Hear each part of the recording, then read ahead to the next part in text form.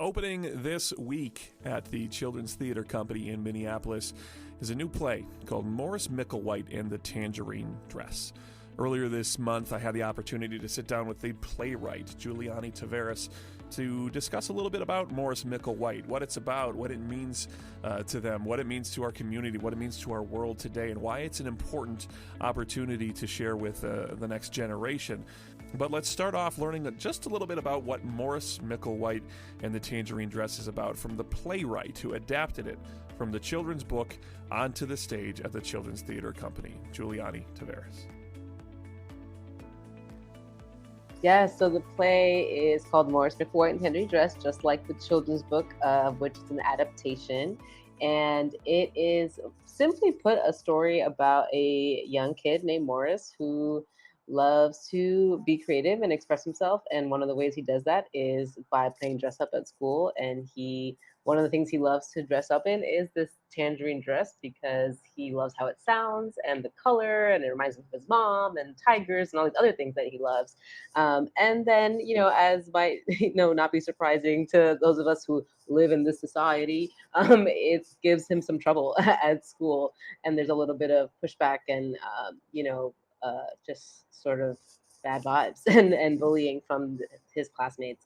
And the story just about how, showing us it's a week in the life sort of thing. It's like all happens over the course of a few days, and we're seeing Morris experience that, and also sort of what I like to describe as like courageously going through it and coming out on the other side. So that's the book, and also the play for me is about just capturing that heart and putting it on stage in this like beautiful 3D experience.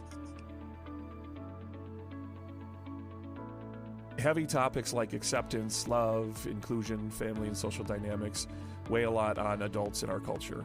They certainly weigh on the children in our culture as well, but they're important themes that run through Morris Micklewhite.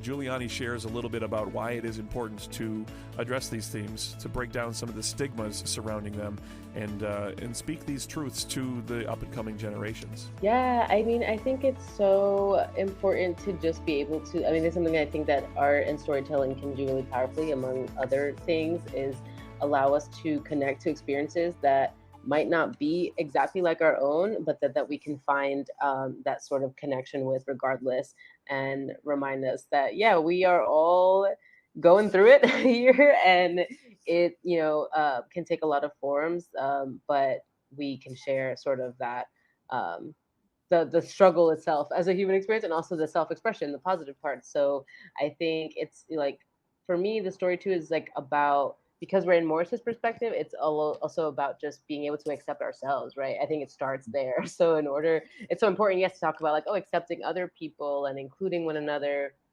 in sort of our, whatever we do, regardless of whether we might, move through life a little differently.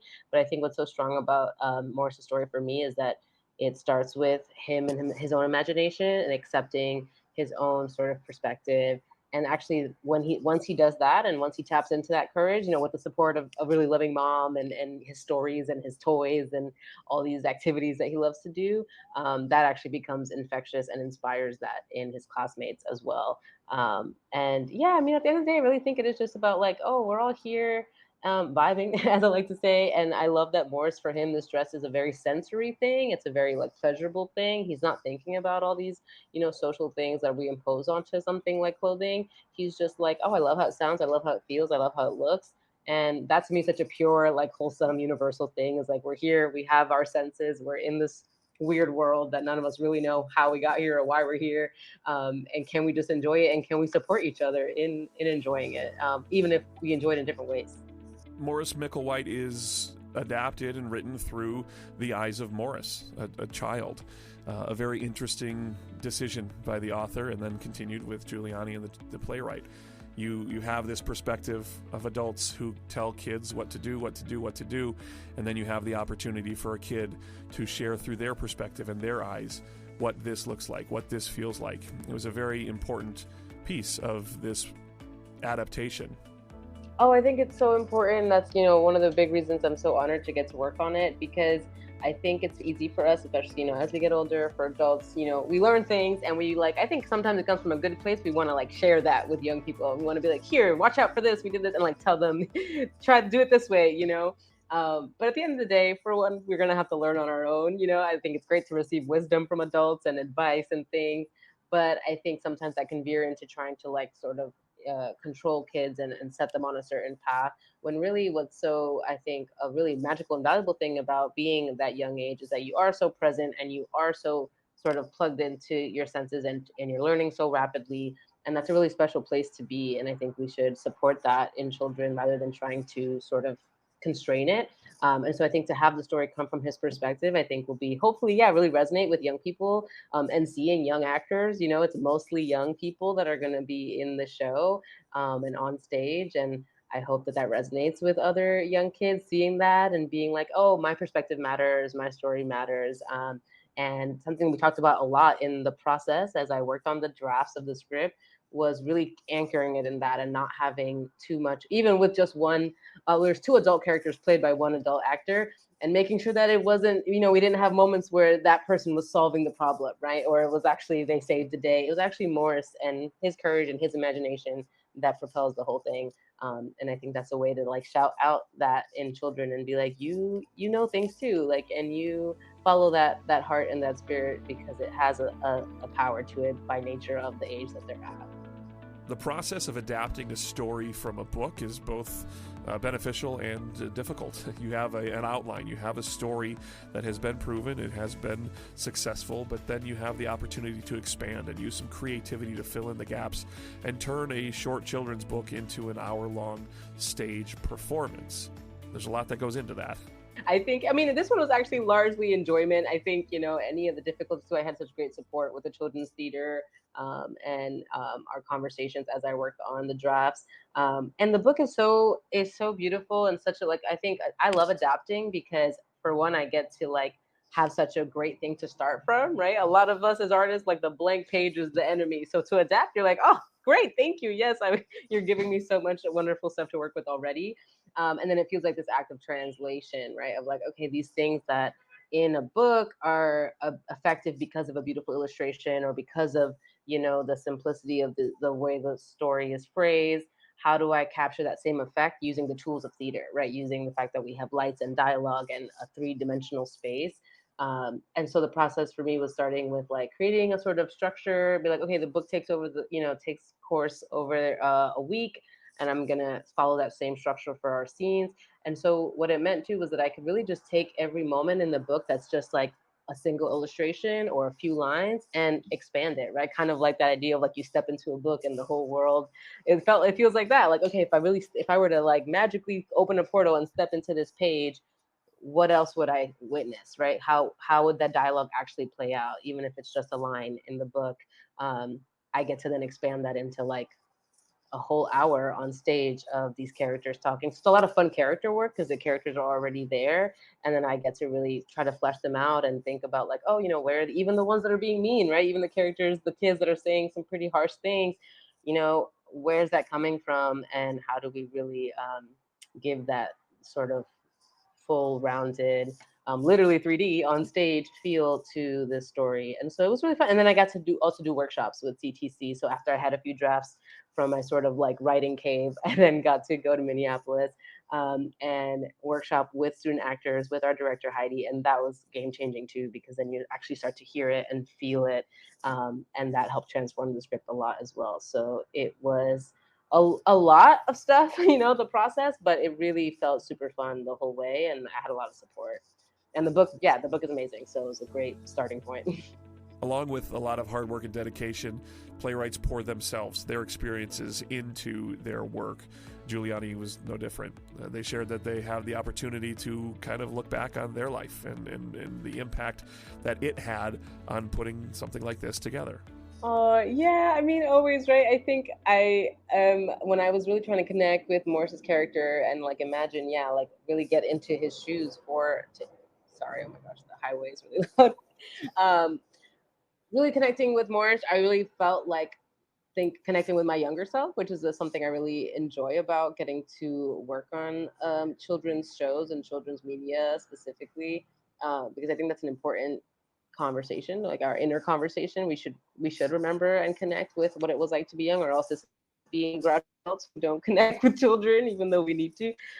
And so for me, I think a lot about like, oh, what we're, for Morris, it's like he loves this, with these safari animals, and he loves elephants and tigers and space. And so I did a lot of thinking about like, oh, what were those things for me, and I loved, watching PBS Kids and Cyber Chase and Dragon Tales.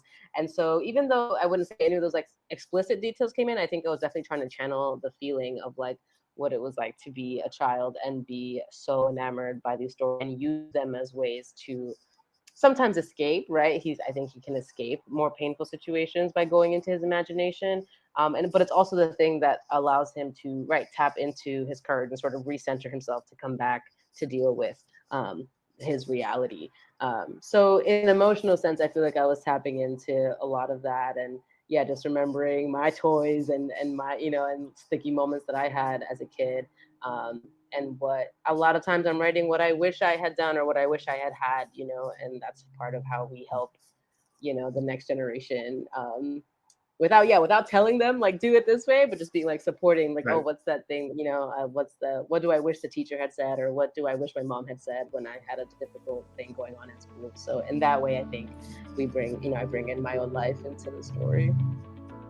Mentioned at the outset of this conversation the value of putting an emphasis on the arts, music, theater, all of the different forms that can take, and it seems to be fading away. Juliany clearly believes in the arts and the opportunity that they have to participate with photography and arts and playwright and music really does have an impact on the focus.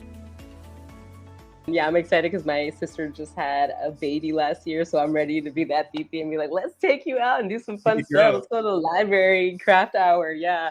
But yeah, I mean, I think as a kid, right, you're not necessarily philosophizing yet. You don't have that part of or I mean, some ways we are, but like not that self-conscious brain. So when I was young, it was really just this very pure thing of like, I want to express like, oh, I love reading stories because I get to experience all these other worlds, right? So I think that's already one beautiful thing about the arts or storytelling, is that it gets to expand our worlds beyond just the place that we're at. So, I grew up in New York City, so I could walk outside and also encounter so many different worlds. But the stories really made it so that I felt like I could go anywhere and do anything. And then when I started writing them, it was also just that I just wanted to I started writing about, a kid in a band because I wanted to be in a band, but I had no instruments or friends who wanted to do that. So I was like, I guess I'll write a story about it, right? So it's a way to sort of just express and imagine. And honestly, I think now that I'm older, right, and I've somehow beautifully, luckily managed to have my job and my life really allow me to dedicate a lot of time to my arts. I see how many other skills it gives me, right, outside of just the thing I'm making itself.